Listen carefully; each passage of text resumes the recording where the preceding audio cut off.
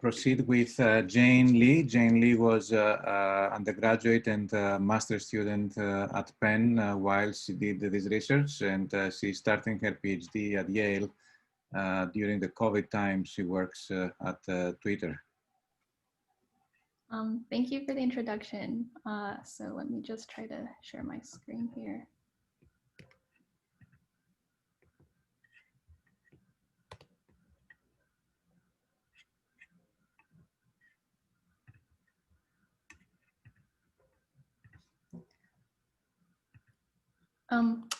I'm not able to share my screen, I think.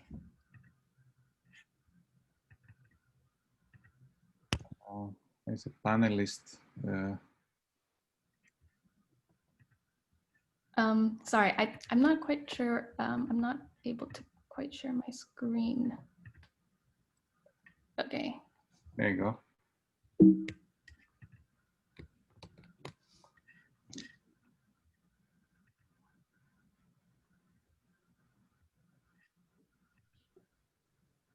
I think you can also press Control L, exactly. Okay, okay, so I was able to see this. All right, sorry about that. Yes, thank you for the introduction. Yeah, to just briefly introduce myself, my name is Jane, and today I'll be talking about a project that I worked on while still an undergraduate at Penn, and that I continue to collaborate on while working at Twitter. So let's just get started. To kind of explain the motivation behind this project, you know, a lot of the earlier talks really captured this idea really well. But, you know, I guess the general theme here is that when we think about deep learning, its success is often depends on having a lot of data and a lot of computing power. But often it's not feasible to, you know, have like millions and millions of examples for a lot of our target domains. So often we have to exploit additional information about like the structure or invariances in the data to, you know, help narrow down or like help our models like learn and focus on what's actually important. So this takes many different forms, and I guess this is the point of the whole workshop today. So it's been super interesting to see all of the other talks, and I could see all these different connections, but you know, sometimes we kind of bake in these invariances into the way that we design the architecture of the, you know, of the model. So earlier we saw like talks about the group convolutional neural networks and equivariant networks and the SF3 spherical CNNs. Sometimes it shows up in transfer learning, right? Which Dr. Priti Chaudhary just presented on. Sometimes it's in the data representations themselves. So like, how do we represent the data to be invariant to, you know, perturbations or transformations? And really commonly what we see happening is these data augmentations. We see a lot of empirical studies which use these data augmentations to help the learning task. And so I think a lot of people here, probably everyone is familiar with data augmentation, but just to kind of like illustrate kind of the intuitive foundations of how like data augmentation was kind of like invented or come up with, you know, we have this standard classification example of, you know, classifying maybe two classes, cats and dogs. And basically, for instance, you could have gathered your data in a way such that all of your cat images are, you know, facing to the left, and all of your dog images are facing to the right. And, you know, you don't want your data to over-index on the orientation of the photo to be important to classify, you know, cat images from dog images. So what people would do is actually apply these transformations to the data, you know, perturb the images in some way. So, you know, like common ones are flipping, rotating, or cropping these images so that in the end, you're still having data sets of, you know, cats and dog images, right? But your network might be less likely to learn that, you know, the orientation is what's important here. And so today there's like lots of different examples and types of data augmentation, and, you know, people are still coming up with new augmentation strategies for, you know, for new domains. And yeah, so we can see like in a lot of these instances, and we can repeatedly see and reproduce, you know, some of these like performance benefits we see from using data augmentation, right? So we can repeat these experiments and show that, you know, the test accuracy or the generalization is better when we use these data augmentations. And these are widely used in state-of-the-art results, and, you know, there's recently being used in other domains. So given all of that and kind of like the intuition behind what's happening, I felt that in general, the literature hasn't quite addressed explaining exactly in, you know, theoretical and mathematical terms kind of what's happening here. Although, you know, like recently, all these recent works are kind of like touching on this area, right? But I guess kind of precisely explain these like performance benefits we're seeing, right? Like how do we model like the data augmentation process generally, and how do we actually prove how much it should actually improve our learning task or the performance. And, you know, a lot of people have touched on this earlier, but a lot of the times what happens for data augmentations, and a lot of works are addressing this, is that a lot of data augmentation is kind of handpicked or domain specific nowadays, right? So going back to like, you know, the image examples, you know, like people, like human annotators would look at this data and they'd have to like have some notion of what the data is invariant to, and then we kind of pick these augmentations based on what we think makes sense for the data at hand. And so maybe if we can explain, you know, what's actually going on here, maybe characterize what these augmentations are, like what characteristics they have, and how those characteristics contribute to the performance benefits, then we can apply them generally to domains for which maybe we can't construct these transformations, you know, like intuitively. So just to kind of give an overview of what this project does is we kind of give a general probabilistic framework for data augmentation, and we show provable benefits from, you know, representing data augmentations this way, specifically, you know, in terms of generalization error and estimation error. And we have, you know, we come up with precise formulas for, like, you know, how much the gain is in terms of variance reduction. And actually, while kind of characterizing this, you know, there's this invariance and variance trade-off, which arises from how much your data augmentation transformations kind of keep this invariance property and how much it actually helps the learning task. And yeah, we have suggestions for future work here too. So to kind of explain better what I mean from earlier is, you know, as in our usual setup, we have, you know, our data drawn from our distribution, and we consider a group of transformations which can act on the data space. So, you know, this group can have like, you know, functions which are rotations, for instance, like the group of rotations. And so how we characterize data augmentation generally is that these transformations maintain some notion of approximate invariance for the data distribution, right? So if it's exactly invariant, we say that they are, you know, the original distribution and the transformed version are exactly equal in distribution, or otherwise to characterize what we mean by approximately invariant is that some distance between the probability distributions is small in some sense, and I can explain that some more. And, you know, what this ends up meaning intuitively and how it applies to, you know, the data augmentation strategies that exist today is, for instance, going back to the earlier example of cats and dogs, if I see this particular cat image and, you know, they're all facing to the left, I'm saying that when I apply these transformations and I have this like rotated cat image or, you know, the flipped cat image, I'm saying that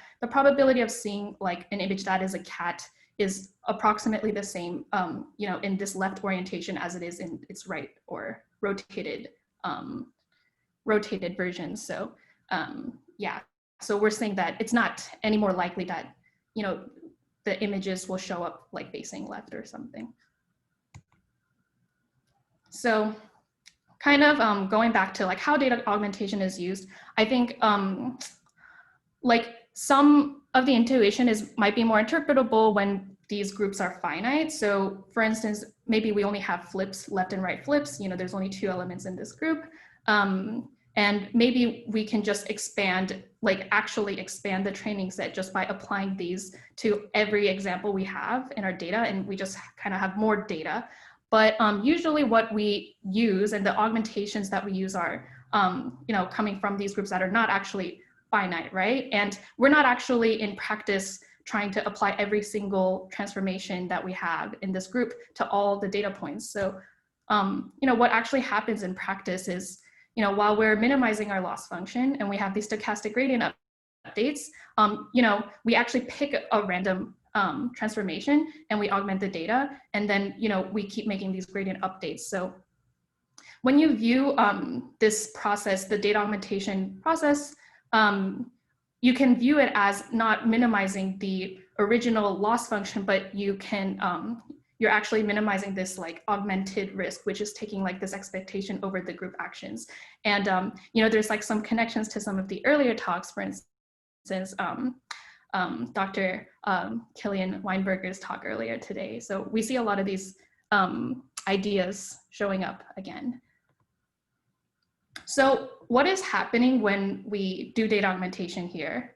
So intuitively, what's happening is when we model data augmentation in this way, averaging over this group action like helps reduce the variance, right? But sometimes a bias can be introduced from how much this invariance is violated by the group action G.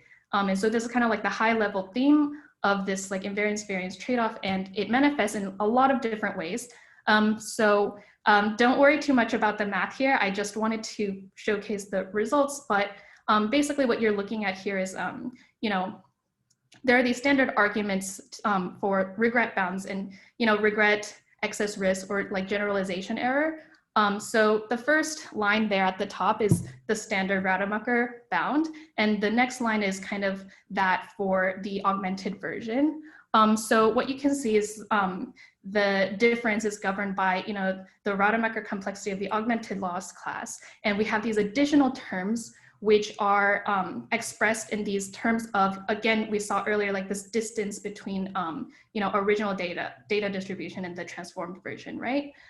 So what you can see is that actually the Rademacher complexity first reduces due to this variance reduction term. So that part is non-positive, but then it may increase due to the bias introduced by, how not invariant our group actions are, right? So you can imagine that if they are exactly invariant, that term, the Wasserstein one distance of x and gx, that term actually goes to 0, and you can actually show that augmentation decreases this Rademacher complexity. So we end up getting a tighter bound for the generalization error.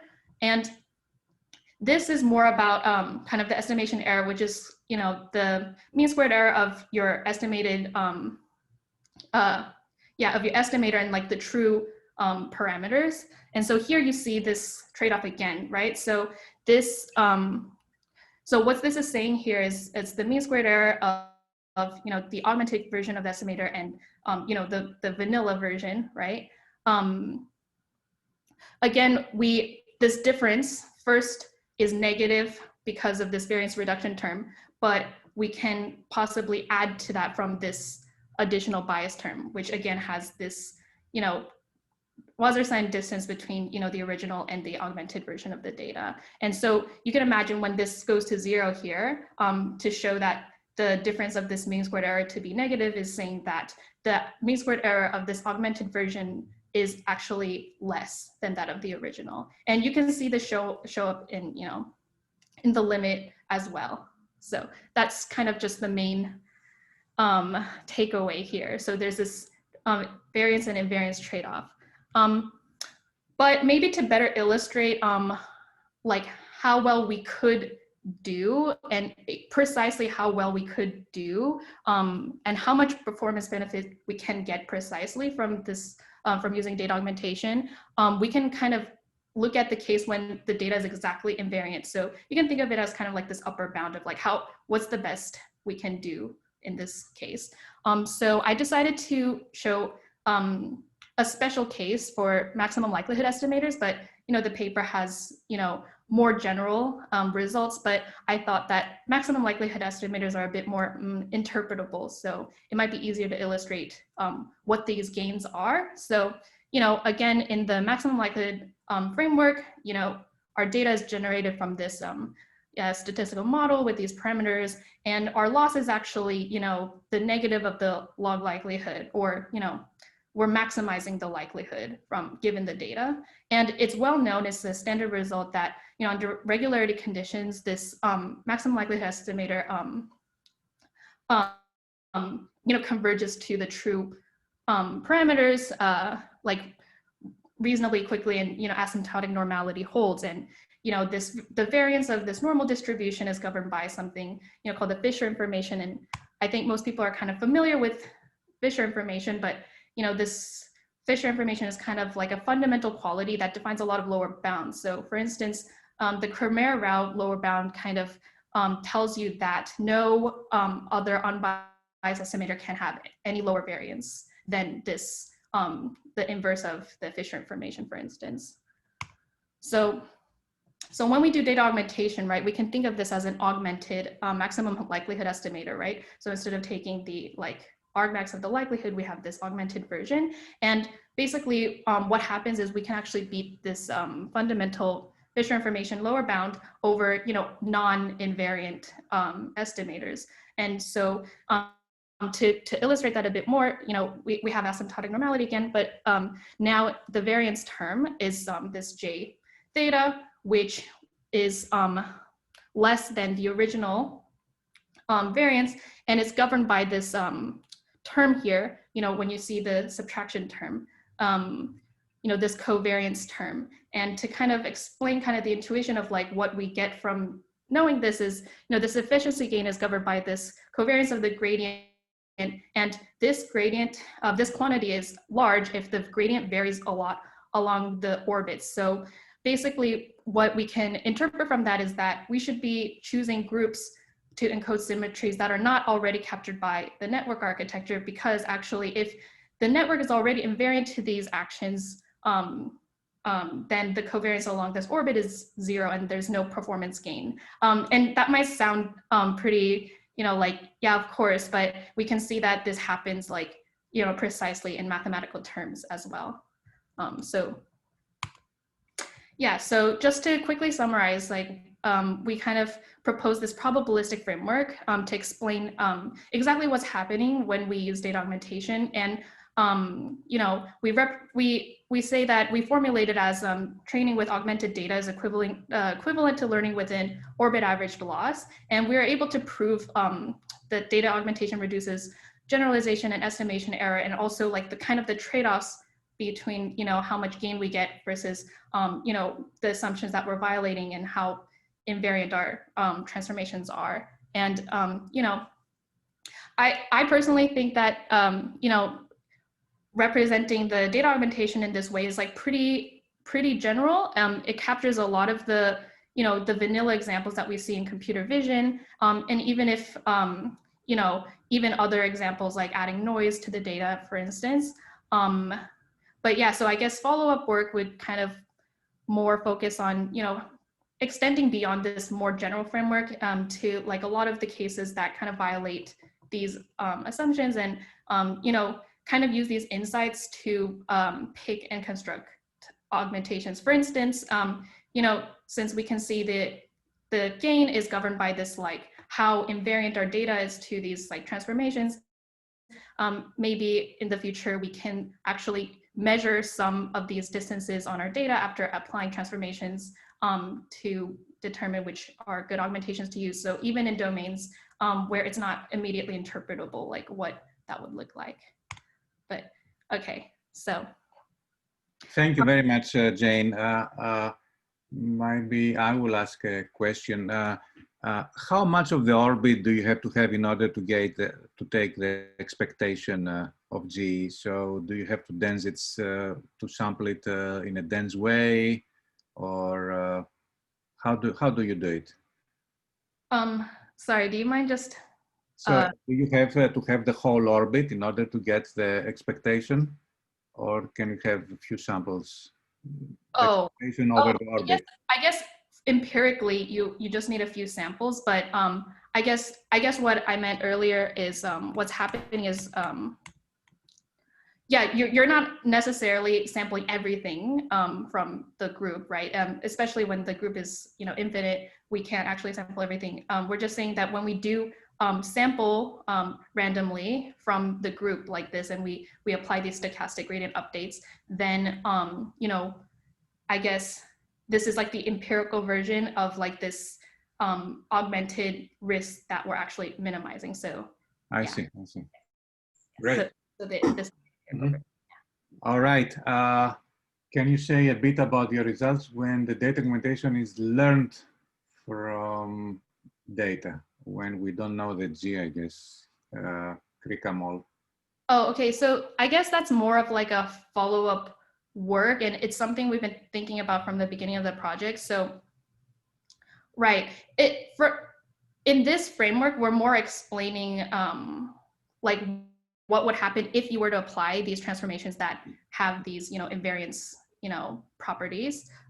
We want to experiment more and explore along more along the direction of how to use this like theory and this framework to be able to you know, pick these augmentations without, you know, having to you know, train the whole architecture from, you know, end to end, and then seeing if there's any performance gains. So we were thinking like a lot of directions in the area of like, for instance, let's say you have your data set, and let's say you have some set of like transformations or like augmentations that you want to try, right? And what you might be able to do is kind of like apply one of those transformations to, you know, the data points and kind of measure the empirical like Wasserstein one distance between the distributions, and you might have it like some empirical estimate of like this distance between their distributions, but you know, kind of focusing more on, you know, how to apply these results is kind of like a future and a follow-up work.